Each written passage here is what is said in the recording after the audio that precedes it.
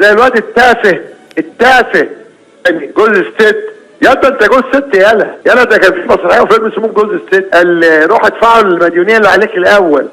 يا عم شوف المصيبه اللي انت فيها الاول. فشاري الواد حسام حسن ب 40 مليون وتديه اللي ترجعه اللي اسمه ايه ده الراجل اسمه ايه ده اللي بيت الفلوس ده اسمه عامر ده فرج عامر.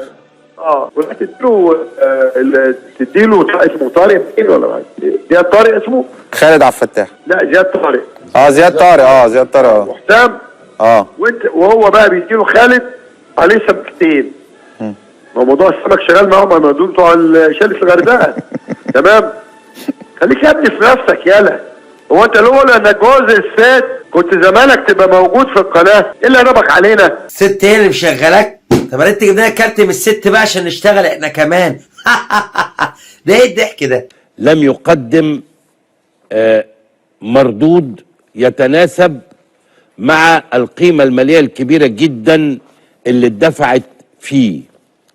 هذا أمر لابد ان كان برضو انا اتكلمت عن برونو سافيو ده قبل ما الاهلي يتعاقد معاه، وقلت ان هو تنقل، انا مش فاكر كم عدد الانديه اللي تنقل فيها في وقت وجيز جدا، ده في نادي راح فيه 3 شهور وعدد تنقلاته كبيره جدا.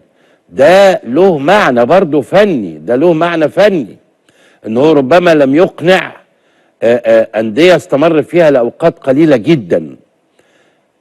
فبالرغم ان هو بدأ معانا كده بلعبتين 3 وانا قلت ساعتها نقدم اوراق اعتماده، لكن مع التكرار ما تقدرش تحكم قوي الا لما تشوف كتير.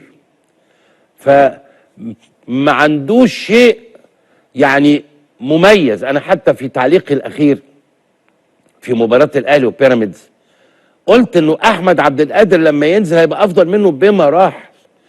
يا عم ارحمنا بقى، الراجل جايب جونين وعامل 7 اسيست، مساهم ب9 اهداف في 14 مباراة وبتنتقده.